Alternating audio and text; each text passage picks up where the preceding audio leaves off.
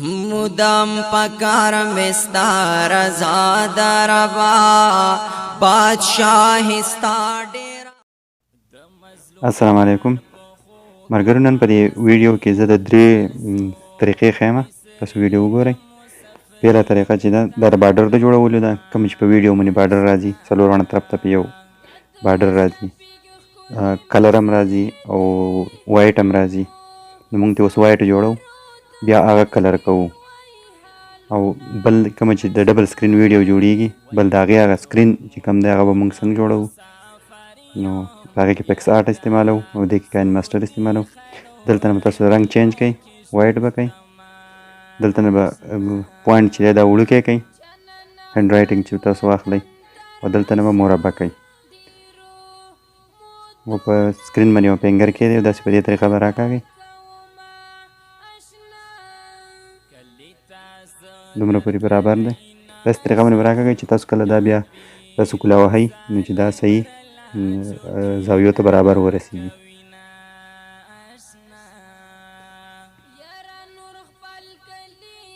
دې طریقه باندې دا به بالکل داسې په دې طریقه باندې زاویو ته فټ کړو.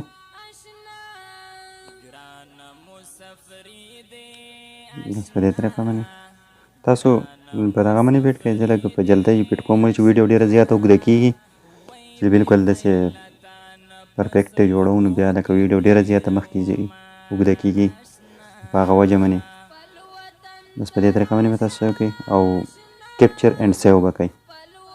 کیپچر اینډ سیو کوئ نو دا به ستاسو سره سیو شي کیپچر فولډر کې.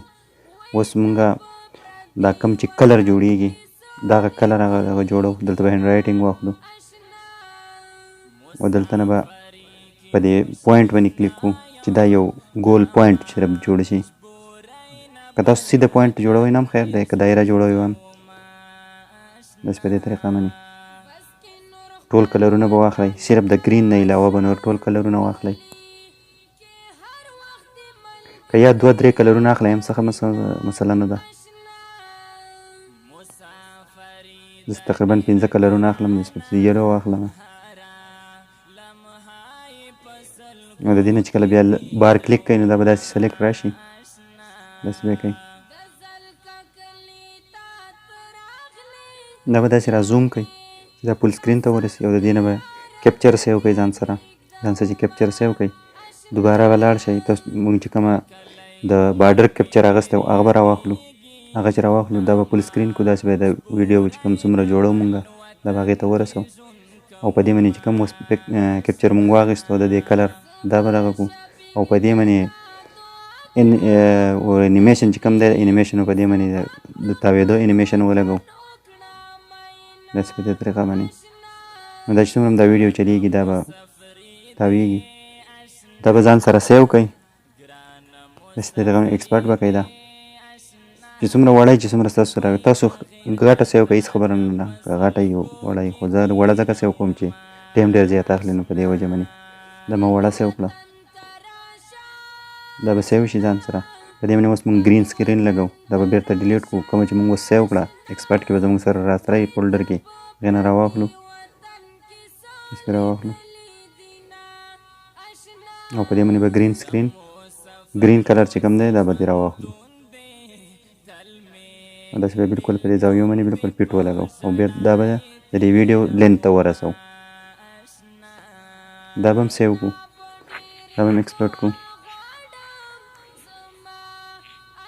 دا هم دغسې سیو کړو ځان سره.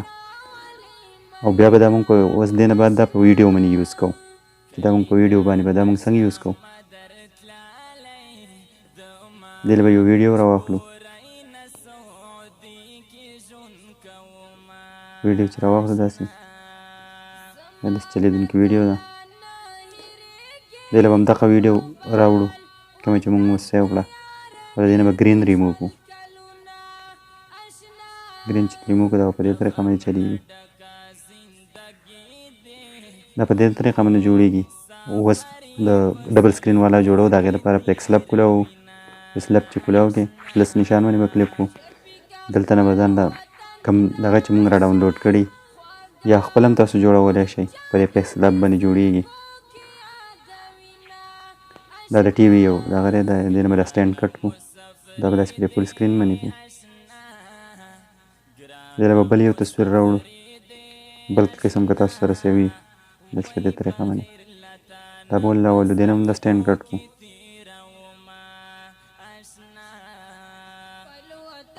او دا به په دې زاویه باندې فټ کړو که تاسو ښۍ زاویې ته فټ کوئ که ګس زاویې ته زه یې ښۍ زاویې ته فټ کوم په دې طریقه باندې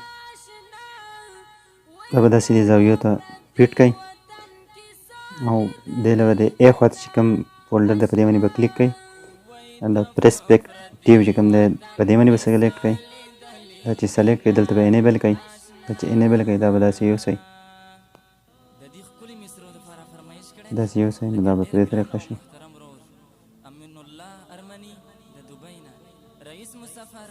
دا به داسې برابر کړئ تاسو د دوه ویډیوګانو دپاره که تاسو جوړوئ نو یوې ویډیو دپاره به دا جوړ کړئ یوې له دا بل سایډ چې کوم پاتې کېږي دغه جوړ کړئ دې له به بس بل ګرین تصویر راوړو چې ګرین تصویر موږ په دې باندې ولګو ګرین کلر په دې باندې ولګو بس په دې طریقه باندې به دا کټ کړو او دا به په دې سکرین باندې فټ کړو کومه چې موږ دویم سکرین ولګو دې په دې منځ کې به دا فټ کړو داسې به فټ کړو په دې باندې به پرسپیکټیو دغه کړو انیبل کړو چې انیبل کړو دا به په دې زاویو ته بالکل دی فټ کړو په دې سکرین کې دنده